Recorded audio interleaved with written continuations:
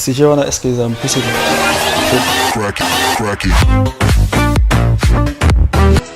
peuple azosenga nini unokuja kuvata bana batangaka pe bazwaka soin soki babeli. Que demande le peuple?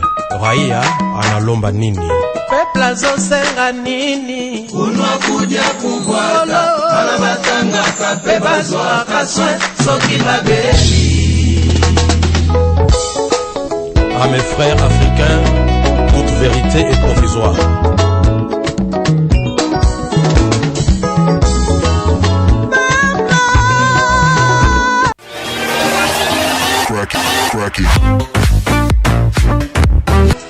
peuple azosenga nini unokuja kuvata bana batangaka pe bazwaka soin soki babeli. Que demande le peuple?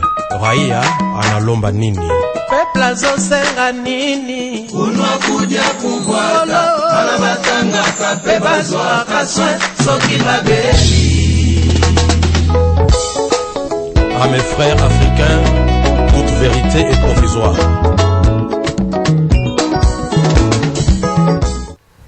Dans les comptes de votre magazine Bosenga Peuple, bonjour et bienvenue sur One-Way Télévision. Je suis Erlance Witumba à la présentation de votre magazine Bosenga ya Peuple. Alors, aujourd'hui, j'ai un grand plaisir de recevoir pour vous des jeunes, des partis opposés. Parce que vous avez déclaré que vous devez au moins que les gens puissent au moins ressentir quelque chose ici sur ce plateau de One-Way Télévision. Alors aujourd'hui, vraiment, vous allez sentir des jeunes là qui vont se battre ici sur ce plateau. Ben, c'est une émission en caractère bilingue quand même. Hein. Nous allons au moins être là en lingala plus qu'en français. Et le lot aux monsieur Dambeni Azongeli Bisso et puis monsieur Joël Lisusu Azongeli Bisso na plateau ya One-Way Télévision. Tokolobela nini tokolobela toujours la réunification des acolytes de Joseph Kabila à Nairobi. Tokobandela CJ na biso tolobela ki l'autre fois tokolobela ngo lisusu na basu question na biso na ka tokolobela lokola to ya dollar ezo kitate ezo matate to éviter eza place nini to mekampe kobeta li solo ya dollar awa na plateau ya One-Way Télévision. Alors pour nako wumisa malobate na passé déjà bonjour nangai pa monsieur Dambeni Oaza awa na plateau ya One-Way pour nako ebisai bonjour monsieur Dambeni. Bonjour madame la journaliste. Vous allez bien? Azamalamu. Les lois en forme. Très en forme. Et mais c'est Ami, ça soutenait qui un peu beaucoup là. Non, à soutenir qui t'es, abandonner ça par argument. Maintenant couper ça par argument, ils qui vraiment vrai et vérifiable. Et nous soit le bac à propos, il y a président Kabila, ils a vrai. Et le moment où on y est placé à Naïzate. Les lots, nous en face, nous avons monsieur Joël, n'a pas si épimboté. Na pesimbo pepe na ba congolais nyonso o bazali ko landa biso na ba télévision ou na YouTube et na pesipe mbote na président de la République aza ennemi na biso te président Félix na pesimbo te et na pesipe mbote na président na biso c'est que zolo ba monsieur Joseph Kabila te na pesipe mbote na président Joseph Kabila wana na kozanga vraiment te. Alors nae awa lobby na butu je crois vers 23h batindelinga message ba lobby ndeko Dambeni cette fois-ci lobby a likambo ya dollar. OK. Dollar ezonyo ko la biso makasi et ba lobby coûte escroquerie ya ezaki bien vraiment escroquerie ya ezaki bien mais dollar ndi balekisi ba bito lobela makambo ya dollar biloko dollar ekiti mais biloko ezo kitate. Alors automobile peut-être dans les réseaux sociaux ils a prix d'un certain commerçant peut-être complaisant ou peut-être baza battu à régime bazu peut-être des étiquettes va changer bazu ba photo ba tient dans réseaux sociaux pour ba mona que prix changer mais en réalité prix échange à quitter. Donc tous sont ba biloko nyonso na prix moko et il faut tout le bilan vraiment. Tobetaki li solo ya plateforme Sauvons le Congo. Sauvons le Congo, ils ont lancé le 16 octobre au ex-président Joseph Kabila a mekaki un peu bon on a obligé qu'on mekate mais à lancer qui en officiellement na ba opposant mususu et pas na bino parce que na biki yo soutenir déjà plateforme wana idée nango boyo sauver nini bomona ki ekufi pendant 18 ans ou boyo ko sauver. Merci beaucoup pour la question, madame la journaliste. Kolobela biloko ekufi na Congo eza ebele. Biloko ekufi na Congo eza ebele. Ndeko Félix a dit déjà que na Congo biloko nyonso ekufa déjà. Alors, le peu qu'il est venu trouver, il peut continuer au bomade. Alors, en tant que patriote, nous avons que la RDC, parce que ce que la RDC a Belgique, a refondé très à l'aise, sans problème, dans des rangées à la citoyen belge, mais bien sûr, au Congo. Alors, ce qui te limité, et que la net complice, tout ça complice, il y a ma belle comme la mbuka. Alors, il faut tout 5 sabaï 2, tout 5 sabaï force nabiso pour que tout le bas non à ce qui se passe. Premièrement, et l'autre pour sauver la Congo et la dictature. Dictature à monsieur Tshisekedi. Tout le monde a une époque il y a nani Mobutu a installé qui dictature, il y a ba copain naé bâtiment dictature et tout tourné autour de ces personnes là. Et c'est ce que monsieur Félix Antoine Tshisekedi veut nous amener aujourd'hui. Alors que les Congolais savent aujourd'hui que après 5 ans, il faut pas qu'ils votent Moutou. Ok. Moni, les Congolais savent après 5 ans, il faut pas qu'ils votent Moutou. Les Congolais savent déjà que s'il y a quelque chose qui ne marche pas, il faut pas s'en autour d'une table, bas solo là. Neti, oui, neti bana ya libota moko, donc il faut pas solo là, bas le bela makambu, ou peut-être ils ont divisé bango.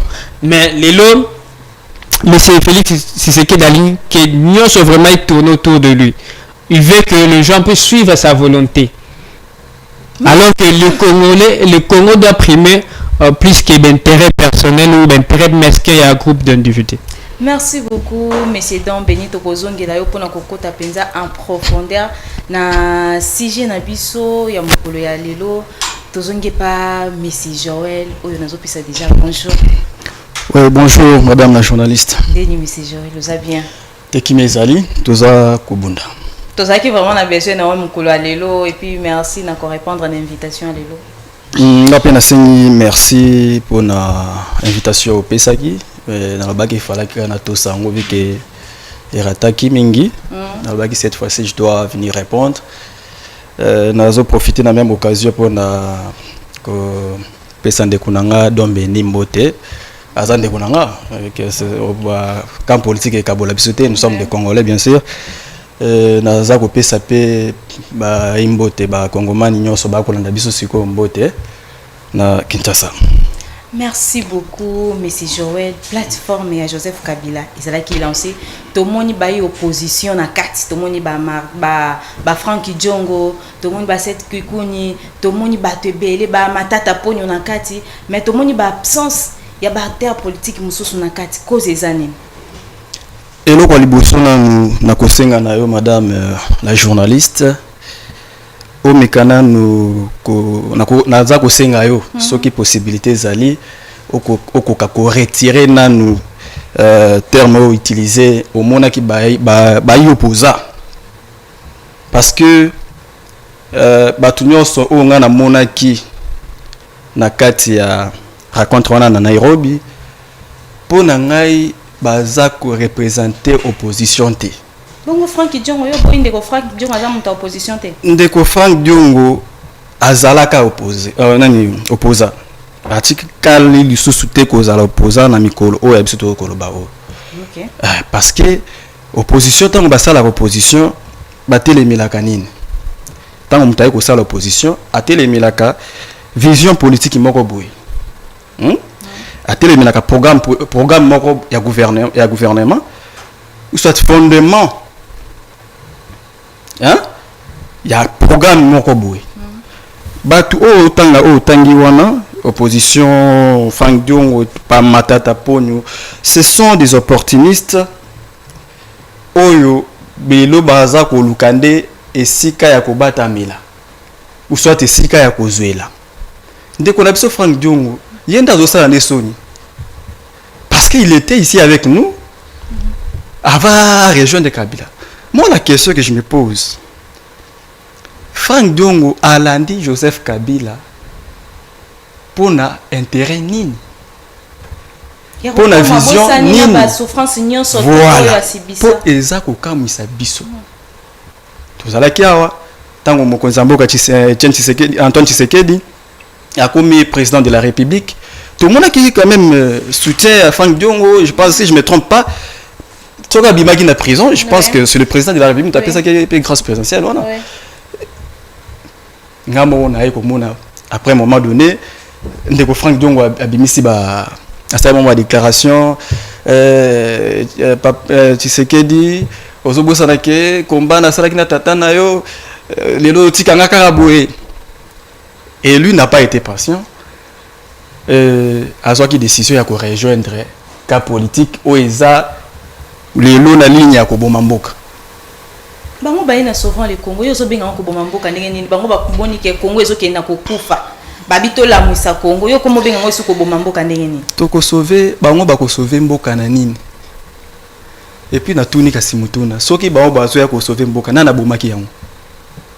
Kabila qui a bomaki yango siko Lucas s'est racheté. Mais il faut ndima tant que tu Kabila bomamboka o tant que président Tshisekedi azoka malobalobi na loja na Sankour pa na ngamoko. Aloba mboka esi ekufa kala. Congolais ba Congolais ba mituna te. Et comment que non ndeni mokonzi mboka okoki koloba makamba boye. Mais ayeba ki pourquoi lobaki ke mboka ekufa kala. Na moko na yebi pourquoi na lobaka ke mboka ekufa kala. Si je vous donne des exemples ici, vous allez comprendre. OK. Ba koronde ko na ngai o azali boso na ga dombeni. Na ndeko na ye Kabila basinya ko na mboka o. Yo yebi yango. Et c'est d'autant que à CNDP. C'est très grave.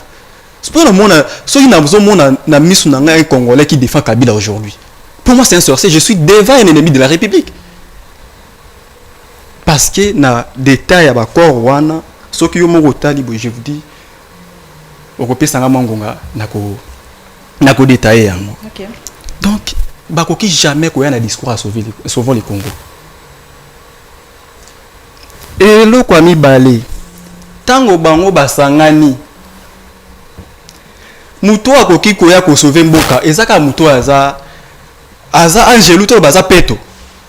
Kabila n'a plus cette crédibilité et il n'a plus cette légitimité. Na miso congolais Kabila zandoki. Mais lorsqu'il dit qu'il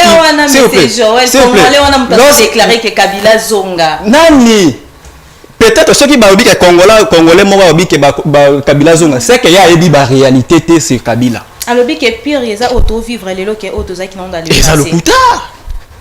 Et ça le coûte et puis na roki kondimate que congolais lobi message on va passer message au bawana.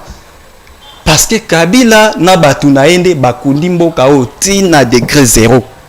Et que le président Tshisekedi ne fait qu'améliorer, chercher à améliorer la situation. Depuis son arrivée au pouvoir. Il y a Kabila qui a sauvé Congo, Nanzela Nini. Il y a Kabila qui a sauvé Congo, on a moyen parce que lui n'a plus le pouvoir. C'est un condamné. D'arriver ici, il est condamné à mort. Il a perdu sa légitimité.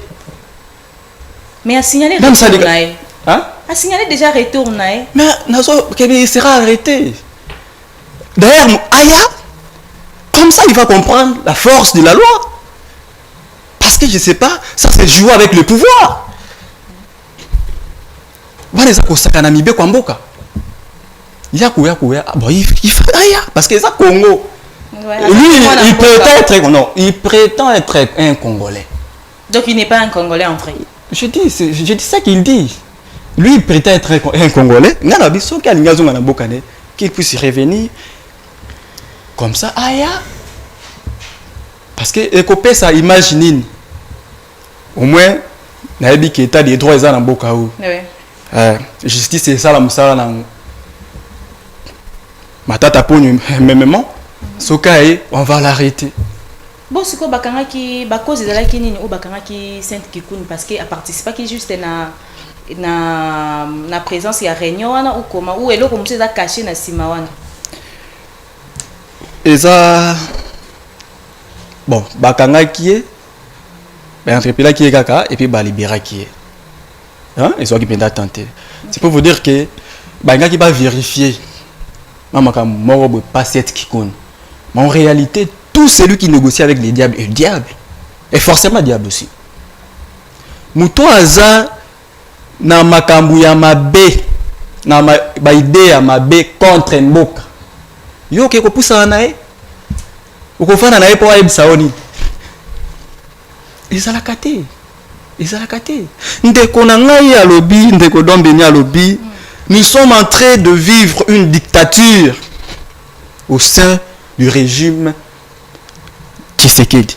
Bon, ngana okiko bakisa alobi yango parce que ba suspension comme si koyo ngeza bokika 4 parties eza suspendi. To solo là. Ndeko na ngai, vous devez retenir ceci. Depuis tobanda ko vivre ba régime passé et un régime mon côté éthique là ko respecter ba acteurs politiques et surtout ba opposition le quoi régime Tshisekedi ezati. Et ça na régime mon côté éthique ko respecter ba congolais éthique ko respecter ba opposant le quoi régime ote. Kabila oh ezaki passe prison il ko pamba. Koboma n'en parlons même pas. Tout ça côté tout simplement parce que tout ça qu'on appartenir à un camp politique. Ici, c'est le problème du Congo. Et aujourd'hui, j'accepte que le Congo n'est pas sous-développé. Par contre, c'est l'homme congolais qui est sous-développé. Merci beaucoup. Pour nous comprendre, un Kabila ou Abomimboka, tout en état jeune comme ça, n'a habité bon. Merci beaucoup Ndeko Joël, tokozo ngepa inayo, tokena ne pas Monsieur Dombeni. Koloboko yo kamaloba ya Monsieur Joël kolobake Kabila c'est un démon. Démon wana seke ya malamu ezate ata ndambo ezate. Oyo toki kozala ba reconnaissance na kati ya bomoto ya Kabila pendant tant oya lekisi ya 18 ans na kati ya pouvoir na kokamba République démocratique du Congo. Naibi ke Ndeko Joël azoluba makambo pour plaire à leur groupe oya ba jouisseur. Et comme ils sont pour plaire ndenge nini azoluba makambo o ezali que o eza donc azoluba makambo eza juste na juste na zo défendre. Alobi que c'est Kabila qui avait tué ce pays. Mais Bissonioso, tout ça témoin. Je ne sais pas, M. Joël n'a époque Nazaki na Ajinin. Kabila a eu pouvoir. N'habité Nazaki na Ajinin. Mais Kabila a trouvé un pays qui était divisé en 4. Ok.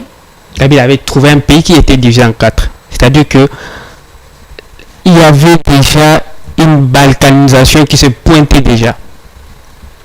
Mais par sa sagesse, il a travaillé pour réunifier ce pays. Là, c'est de 1. Kabila a trouvé un pays qui n'avait pas de route. Aujourd'hui, une personne, Kabila Zate, aujourd'hui, une personne peut quitter le Lubumbashi à Kekasumbale, ça à côté Zambie. Une personne peut quitter Lubumbashi à côté Nikasi, Kolwezi, Aleki. Malem. Nazo compter dans ba vers Kabila. Ou abomela mboka. Ok. Mutu akolongwa Kisangani, ake nyanya tibeni. Mtakolongwa Boma, ake Chimwanda, mtakolongwa awana Kini, ake Tikikwit, ake Kenge. Et mutu akolongwa nani bandeko na biso ya nini ya Kasai. Il peut prendre une route par moto et puis arriver jusqu'ici à Kinshasa. Tout ça c'est Kabila. Il a travaillé pour relier chaque ville importante de ce pays à l'autre. Alors qui manque? Kabila, il a trouvé un pays qui n'avait pas de constitution. Aujourd'hui, nous avons une constitution qui est la meilleure depuis que ce pays existe. Aujourd'hui, nous avons... Maman journaliste, là, continuez là. Parce que interprétation, c'est ça. Il faut que changer la constitution, les vérités. c'est juste que bango nde bazo comprendre ba texte anaté c'est comme un avantage ya mundele ki ya mboka. Non constitution la biso est la meilleure. Constitution la biso est la meilleure et beaucoup de personnes au bazar entourage du président qui s'écrit bien très bien. C'est grâce à cette constitution que tu salis 3 cycles électoraux, aujourd'hui 4e d'ailleurs je peux dire, parce que en 2023 le président avait dit que ça avait organisé les élections, malgré qu'il y a eu l'élection il y a une semaine, élection chaotique qui n'a jamais existé au monde, mais élection pendant 7 jours, au monde on a déjà wapi.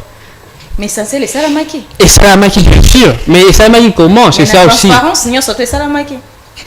C'est grâce à cette constitution que président Félix Tshisekedi a commis le pouvoir. Au lieu budget au président Kabila Kuta a commis le pouvoir. La constitution là na katiote ezala qui changer ezala qui modifier déjà na 2011. Mais pourquoi bino bobo ba modifier en lisusu? Modification de la constitution na changement ezali loko mon côté.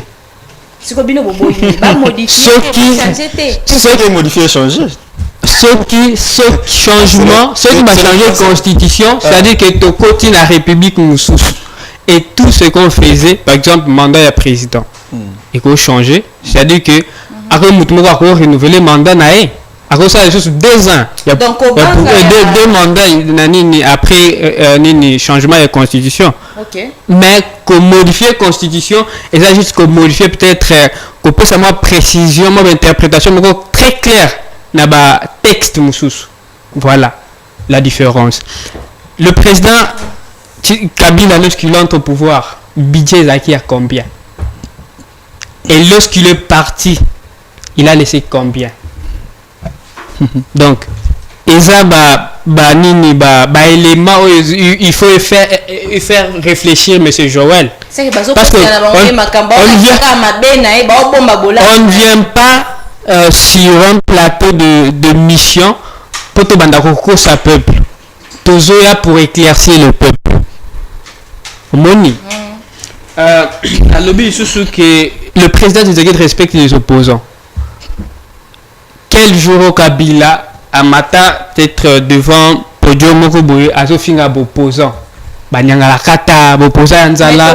Tomona ki ba rosim ke ba kufaki na ta ya ex-président Nabiso Joseph Cheriban Kendazapi. Tomona ki ba Thérèse na tuni Cheriban Kendazapi. Thérèse pe bazana kati ba kufaki na ta. Lelo Katumbi azapi. Mais Katumbi azana mboka na yazala Katumbi azana mboka na. Dubai azapi. Omoni bomi mabiso na ba discours o ezali. Non, parce que hier ont respecté madame la journaliste. Je le dis hier ont respecté ba opposant. Mais aujourd'hui, même le jeune qui donne une voix contraire la politique à président Tshisekedi, il se retrouve toujours en exil. Okay. Est-ce qu'il y a un des respects il y a opposants? Donc, alignement comme ça, on est au royaume ou Batifoba Dorakae. Et tout ce que lui dit, les gens doivent accepter ça. Or que nous sommes dans une république. Il faut reconnaître ça. Okay. Nous sommes dans une république. Dernièrement, il y a la Belgique, a fini sous opposant. Alors dit que ceux qui toquent la dialogue, il faut opposer à ça la Oya Lingi. Il faut pas condamner Rwanda, pas prononcer dans le Rwanda. Donc, il veut se montrer au-dessus, peut-être il y a un peuple. Parce qu'aujourd'hui, c'est lui qui demande le dialogue, c'est le peuple congolais. Mais c'est lui et ça va opposanter, c'est le peuple qui demande le dialogue. Au monité. Au monité qu'il y a les gardes de la nation. Maman journaliste, pour une république ne se gère pas comme ça. République, et se gère comment? Quand on a une élection, peuple a lobby, bon, on a poni bino. Bon représenter nga nyoso bobano sala il faut ça toujours à mon avantage nyoso ceux qui me disent que peut-être le qu'on a précision ma capacité venez me consulter nga na ko trancher c'est comme ça il y a un débat sali banini n'était pas référendum tout pour consulter le peuple bah il va voir le peuple les années comprendre et ça fait que bah pèse bien pouvoir bien de communauté bah, souverain primaire. Non, non. C'est le peuple qui décide. Tout de même que le peuple avant 2028, il faut bien M. Félix Tshisekedi. Personne ne va lui interdire ça. Parce que c'est le peuple qui décide. Peuple Mtacha qui est place à ça. Peuple peut me Lungulai. Donc, M. Joël doit comprendre ça. Ok. Bon, bah, suspension, il y a un parti politique. Nakata PPRD. Batunio Soto Bazala qui n'a réunion kuna na Nairobi. Ba parti na bango comme et c'est suspendre. Bon là na moro si même sous. Bah suspension on a prouvé que nous sommes devant un régime très faible. Devant un régime très faible. Est-ce que ba cause est valable était? Cause valable les années. Parce bon boss. Procès à président Kabila Zaki télévisé, n'est-ce pas? Est-ce que tout le monde a qui élément moko ba soulever que ils ont prouvé réellement que le président Kabila est condamnable? Côté opposition ni côté à pouvoir. Ennemi à maman na bino, ennemi à papa na bino. Ozali susu na allié nae, OK ko sangana nae. Parce que là comment ko ils réunir biso nyoso to eza Congo. Ce qui siko oyaze ennemi à Congo, ngana ke libana na ke ko sangana nae. Est-ce que ozali susu mwana ndako? Nam ta présenté biso Ragame que c'est notre frère. Le président Félix Tshisekedi té, Isaïe. Et si par après côté la Belgique nani mutasengaki à l'autre to bande la coopération. Et là président Félix Tshisekedi té. Et ça pour na roluka kimia. En fait dans nos familles tous apena bana moko peut-être bazakapé ba provocateur. Il y a provoquer bateau mais à la fin alingi ba pesa raison. C'est ce que monsieur le président Félix Antoine Tshisekedi. Donc hier Adam Taliboso vous provoquer mais hier peut Taliboso a raison mais au cas il n'est pas comme toi similiaka. Donc biso vraiment pour na côté la opposition nous n'allons pas marcher avec sa politique là. Donc au marché bongoté on veut que les choses changent, on veut que les citoyens soient respectés, que chaque personne soit libre, puisse s'occuper de ses affaires. Toana Congo, c'est notre pays. Lui, en depuis d'être congolais, à la belge, à la nationalité belge. Donc, ce cas le Congo, à la Belgique, sans être inquiété, mais nous n'avons que les Congo.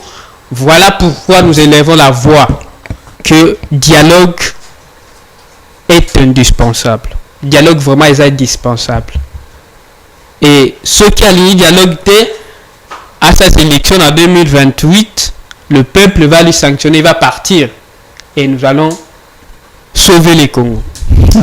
C'est que na ba parole moko uti koloba na suka olobi ye moko mutaluka makambo et puis ye moko mutusu na suka akoma kolela. Ye moko similia na ba propos nae mais c'est genre ona nini ye mutatanga kame kaka ye moko na kozala wana président kozala suite décision ngai ningo moninga bweso na yoki atata avion mokeleki ali kolowa ngai soki kaka boy ngai soki boy kwa kize Rwanda kwa kize mutu bwa kize akize et à la fin président zo attendre lisusu main pour na kosenga kimia. Est-ce que ça humiliation to eza signe ya paix o azoluka pour na population nae? Bon na sengi susu non merci. Pour na répondre de konanga don beni. Deko moni politique eza bilangate. Hein, eza bilangate pour trouver la paix. Il faut toujours aller vers l'autre. Et pour aller vers l'autre, il faut avoir des stratégies et des mécanismes. Le président Tshisekedi, c'est un stratège. Tant que Kagame a déconné. Mais tu sais pas ce que je prépare. Hein? Mais on est sur la faiblesse. Et ça faiblesse. Mutu akoki kolakisa o faiblesse hein ne longi quand baba yu maboma yanki ngelo bani elo bakebele hein yu mabomi abomi yanki yo mona dia biso nazo bima moi yu maman ko e na répondant que déjà qui le président Tshisekedi c'est un stratège alobaki que c'est un frère pour na kolakisa na batuke il y a qui se protéger tout en combattant aussi Kagame. Mais son discours là peut les protéger. Okay? À sa frère. Frère Anna Lobaki, pourquoi? parce que tout ça africain, tout ça peut ma voisin non. Akoka koloba na eke oza frère na ngai. Et je sais pas bolingi po mema débat wana wapi. Balobi na n'importe pays au toza nango bisonde le pays le plus faible. Lokuta. Eza lokuta. Soki balobi que toza le plus faible, c'est à cause de. OK. Parce que je vais vous démontrer que ce est ba pesa ba nguna nzela ba ko tapoto ya tolo ba ngo ba lo balisu que toza le plus faible. Soki Kabila signa ba corps à CNDP permettra qui ba soda ya ba Rwandais ba intégrer na armée na ngai ba créer ba police na à frontière pour ba protéger ba bourgmestre ba administrateur territoire ou ba zala qui installé na mboka nanga. Maintenant tant on de quoi zo baké Kabila n'a rien tué mon cher. Yoko bando au bandi régime makamou bien et bandelier oko bomina souk. Pourquoi les français baloba c'est l'affaire qui justifie les moyens. Parce que c'est l'affaire qu'on juge tout. Yo bandi de oui otonye linga nzela. Nandimi. Kabila tielinga courant nandimi. Na sutuka boy Kabila comme boma congolais lokola ngungi to donner to bota ngungi boy. Kabila comme bomilanga congolais. Maintenant, je dois continuer à applaudir pour Kabila. C'est la méchanceté ce que vous faites là. Et il vient avec un discours sauvant le Congo. Ok, je comprends. Je comprends maintenant que Aboma, et maintenant il veut revenir pour sauver. Mon cher, il a tout gâté ce monsieur. Donc, tu es sur la bison balebo, kakapo, kolobano zo babonabi que vous congolais. Des autres ça opportunité to solo là. Bah même parce que prison. Sauvons les Congo. Il y a ils ont ça langa passi pour na komona ndeko nanga congolais. Atana au jeune boy, il accepte de soutenir de bêtises. Mon cher. Non. Atangi ba opposer les lobes o abima na mboka o azabo. Oh non, tu sais que c'est un dictateur. Mon cher. Oui, la démocratie donne le pouvoir, la liberté d'expression, la liberté de manifestation et autres. Mais vous devez comprendre, la démocratie ne donne pas le pouvoir de tout faire. Nous sommes en politique. La démocratie ne donne pas le pouvoir de tout faire. Parce que, au koki koya teka na télévision boye, au bandi ko finga mama Tshisekedi. Ça, ce n'est plus de la politique. Et ça, le roi de Kolabiso Moga Utoza, je ne dois pas citer son nom, il dit des choses. Oh, il est moko mingi. Et pourtant, vie privée. Et pourtant, le président Tshisekedi a une vision que vous avez le devoir et le pouvoir. Yakolandelae a une mission politique que vous avez le pouvoir de contredire ou soit de soutenir. Mais bien non en opposition à compagnie rabinote, position de ministre Rakanine. L'opposition n'est pas seulement le fait d'opposer. Des fois, il faut proposer. Vous faites l'opposition sans proposition, sans donner des hypothèses. Quel genre d'opposition vous faites? Mais par exemple, c'est surtout dialogue président Lingiti. Dialogue au Sengaka. Madame. Dialogue au Bandekubana, opposition Bazako Senga. Ezate po baya ko luka ko batindi kamboka liboso. Et ça pour réclamer ma poste na bango. Et on a jamais, bon dire on n'a jamais c'est un peu difficile, mais tous en opposition té. Il n'existe pas une opposition chez moi. Opposition c'était. Bon ba Martin Fayulu ba Keyi wapi, ba Martin Fayulu ba Moïse Katumbi, ba Zebele wana nyoso to ba Keyi wapi. Ba Delice Sanga, ba nyoso to tie bango côté ni. Opposition bazo ça les a yanzala. Et ça, ce n'est pas une opposition. Na auto le bana ok. Soko lingi au côté les mele loko. Il faut une idée à na eloko au côté les mele. Bango bazana idée té. Idée na bango ezali président Tshisekedi a nommé après ça ba poste bazala ba ministre bazala ba PDG na ben. Yo bango pe ba reprocher président que président zui ba camarade na nyo soto aye na bango na mboka tondi si bango na ba poste. Alors que bana mboka o bango moko ba moneli pasi awa ba o ba vandaka awa bazana ba poste te ba poste yote komaka ya étranger ba camarades ne bazaka na bazo ya bazo ba poste monite ke ba to pe ba se révolter par rapport à ça. Bah étranger au bino bo traité bah étranger wana. Le président Tshisekedi Diana Rwandais madame la journaliste. Ce qui est le lot qui est na poto, ok, on va dire quelques temps na poto. Et le ngolo congolais.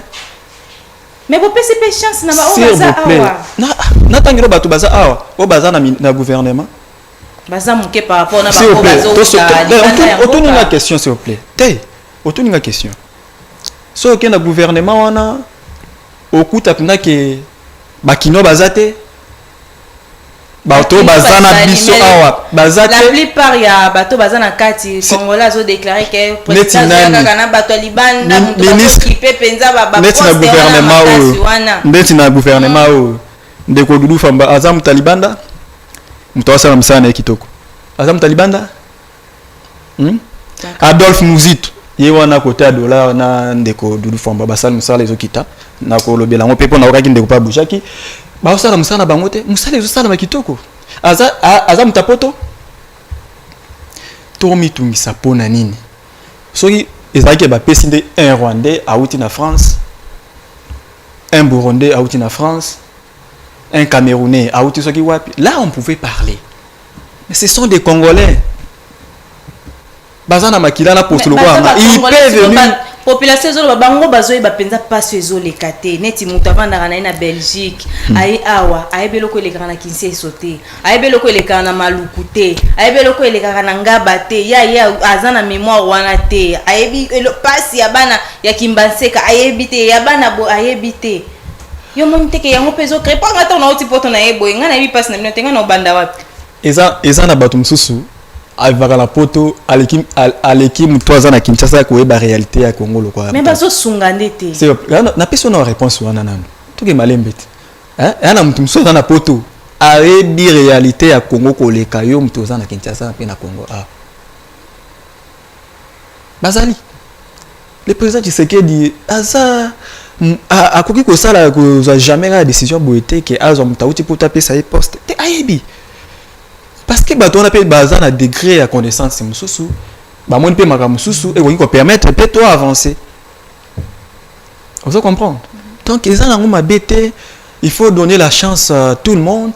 Ba congolais loko la biso so ki ba pesi bango tous alors bandeko ba en opposition te ke ba so ki présente Tshisekedi da pesi poste te abendane aki rejoindre Kabila habiter sauvons le Congo ya nini nana bomaki Congo mais il faut dire la vérité c'est Kabila avec ses acolytes c'est clair.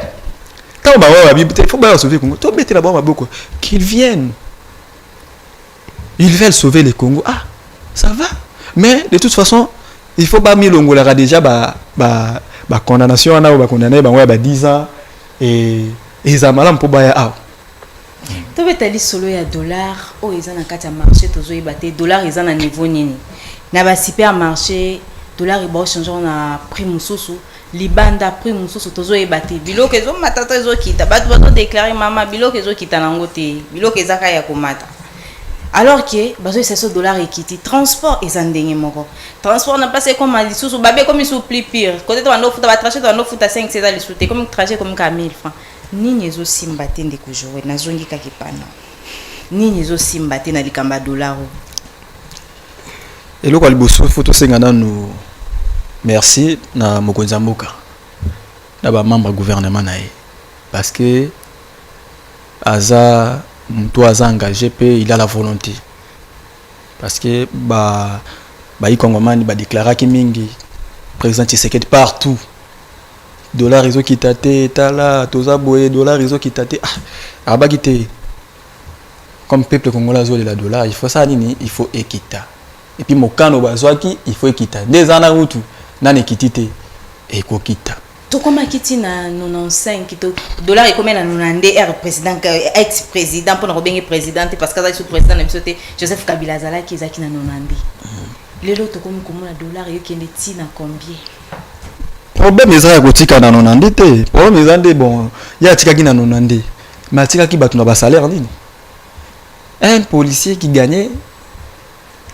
120 000 na daya kutu tango ya linga kende ango ba soma kamuna ndenge wa nyoka po abika linga kende azui amatisi policier na 120 000 francs position ni atika ki enseignant.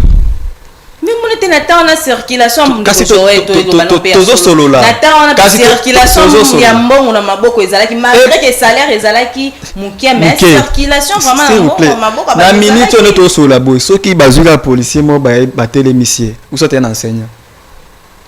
Ba tout nuit na vie au menaki na Joseph Kabila na vie au menaki na siko na président Tshisekedi. Président Tshisekedi a eu un policier na 120 000 francs a doublé le salaire de 120 000 a commissionné na 240. Atali habité et ça bato ba servir mboka bato ba garantie ordre bi ba protéger bato na biloko na bango na 240 000 euros na mon négocier il faut tout doubler bango salaire. Un policier aujourd'hui gagne 480 000 francs sans compter bato bazana ba grade na bango. Vous allez me parler des dollars. Kabila a laissé le taux de dollars à biso yondongo lobby, ça reste à vérifier. 95. Et dans 95 wana policier a na 120 000 francs madame. Yo monte que so kasi le peto comme ka simbate. Attends, atiki na 120 000 francs. C'est quoi? Un homme normal na Kinshasa, il peut vivre avec 120 000 francs. Soit il sur la dollar. Parce que ton habit n'est pas au matatu consorté. Dollar est quitté. Tout ça, on a 21 500 francs. Dollar est quitté. Bon, signaler. On dégage qui élément très important. Très important. Oui, on dégage qui élément très important. Au lobby bilo peso qui tate. S'il vous plaît. Ngelo on a aussi dans la bande qu'on a biso ezanine. Totika kosala politique ya haine. Le président Tshisekedi d'un jour a kokende nae. Parce que c'est un démocrate. A kosi saka mandat ba mandat ne so asisi mandat na a kokende. Kama leo ndebo totika ba ko regretter ka un jour. Totika kosala politique ya haine. Parce que tango ba ba lo bande ko na zo ba kebilo ke kititi na winde. Mais c'est très grave. Je vous informe. Ça qui a l'eau c'est ça qui sont comme 85 000 francs. On l'achète maintenant à 55 000. Un sac de ciment qu'on a acheté à 35, des fois il y a des bordailles qui coûtent. Maintenant on l'achète à 25 000 francs. Il y a beaucoup de choses dans le je peux tout détailler ici. Au moment où la dernière parole, il y a Moukie Kaka pour nous couper ça, mais c'est dans béni parole. Il y a tout, il y a dollar, ouais, Kairos, merci. Voilà, au moins écoute, ils en a 53, moi j'ai dit même 55. C'est quoi, Bilo qui t'a l'histoire a marché. Merci beaucoup, Kairos. Balobi est quitté. Je vais même oublier. Merci beaucoup. Je vais répondre très rapidement à M. Joël. N'a pas propos à tenir. Le président c'est que la stratège Anine. Tout confondre stratégie et hypocrisie. Ok. Ouais. On a dit, M. Joël, tout confondre stratégie et hypocrisie. Nako kende musikate, mais na pesi réflexion na kende go réfléchir. Je crois que le numéro azanango ako komelanga to s'échanger. Et Kabila aujourd'hui Kabila c'est un bâtisseur au hasard très jaloux de son architecture. OK. Voilà, il est très jaloux de ce qu'il a construit. Il est très jaloux du Congo. Ce qui a montré que le Congo est tengami. Il faut signer retour. Il doit s'impliquer directement. C'est ça. C'est par rapport à... Il y a Zelouana Bambazo traité des rebelles. Mais tout ce qu'il veut, c'est rester au Congo, voir comment le Congo marche, contribuer avec son expérience et ancien président, et s'il le faut, diriger encore. Merci beaucoup. À l'objet sous l'opposition à Nzala. Je crois que l'opposition peut-être la plus parfaite depuis que Congo a indépendance. C'est-à-dire qu'il y a une opposition sans injure contre le pouvoir, une opposition sans casser les choses du pouvoir, de la République ni des particuliers, une opposition sans incendier le bâtiment administratif et autres. Okay. Mais bango ba opposition balé na bango ba opposition balé na bango basalaki balé IDP banani. Je crois il y a IDPS. Boyebi o basalaki. Babi combien batumbaki banini supermarché autre combien payaki. Mais nous ne faisons pas ça. Mais tous opposition anzala. Tondimi. Mais biso tobiki to ça l'opposition comme malam. Awa le Kabila mutwaya na ba étranger na mboko. Président de la République. Banane bat sécuriser président de la République. Président Fachi. Banane bat sécuriser. Il a des mercenaires. Il a des mercenaires. Mercenaires roumains. Bazaki nani na Goma. Avant Goma est tombé. Tout ça na ba Ougandais qui opèrent à l'est du pays. Militaire ougandais. Tout ça qui na ba la Sud-Africain pe awa. Ou bazonga qui déjà. Le belli to ya dollar. Je crois monsieur Joël il faut ça l'effort. Aïe ba mesurer impact et stabilité à dollar. Je crois que ça lui aiderait beaucoup. Pour que le président Kabila, pendant qu'il était au pouvoir, tout le dollar est acquis 92, tout le 92. Tout le dollar est acquis 92. Et acquis le pouvoir. Et dans 92, il y a eu militaire, maintenant il faut 120 dollars. 120 000 francs. 120 000 francs. 120 000 francs. C'est possible. Regardez bien pour la émission. 120 000 francs.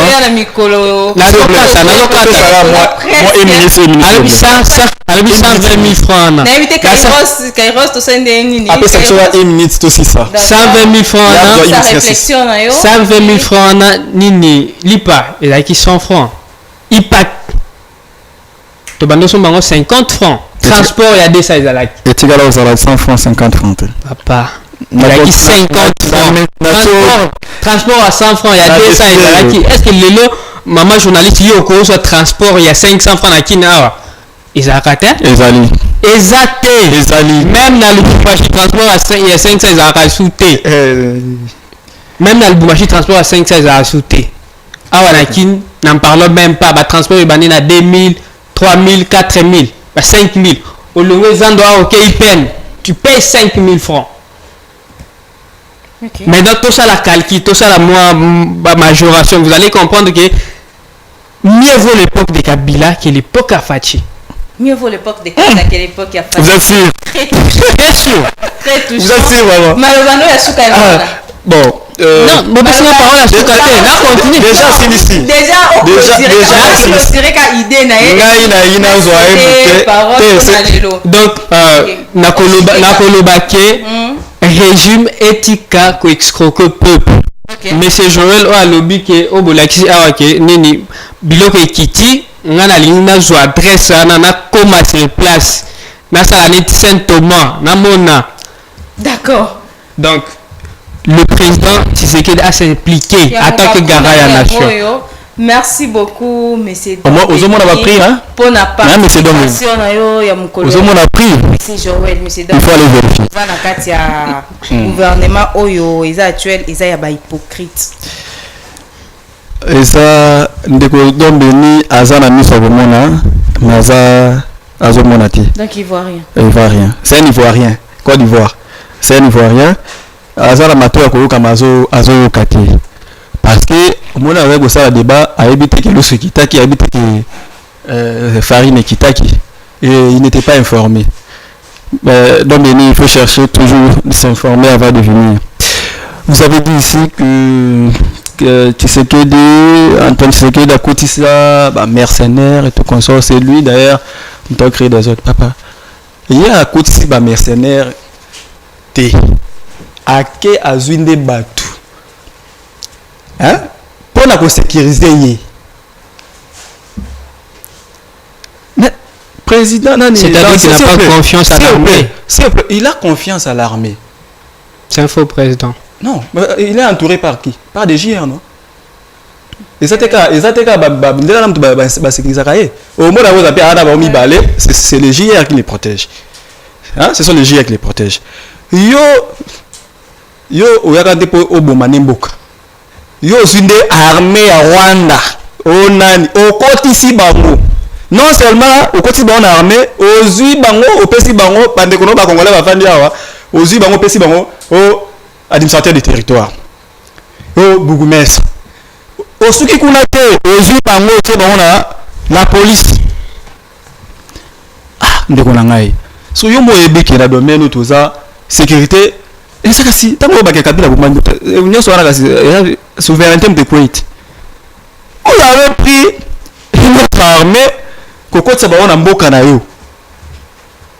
Et puis, tu vas très bon beaucoup, vraiment. Je suis déjà parce que tant Eza Moukou c'est déjà.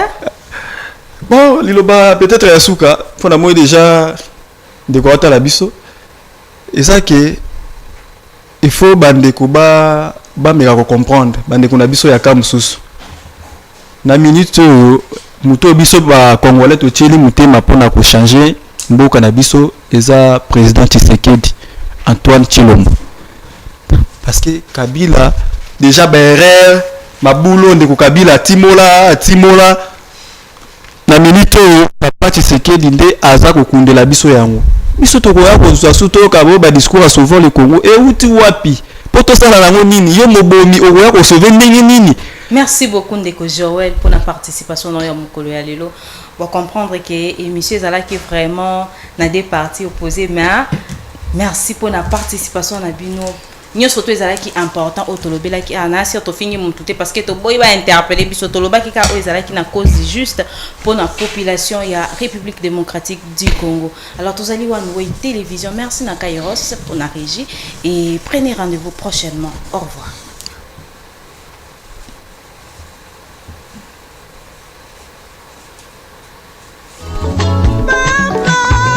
Tout débordé minute. Cracky. Peuple azosenga nini? Unakuja kuvata bana batanga kape bazwa kaswe soki babeli. Que demande le peuple? Raia analomba nini? Peuple azosenga nini? Unakuja kuvata bana batanga kape bazwa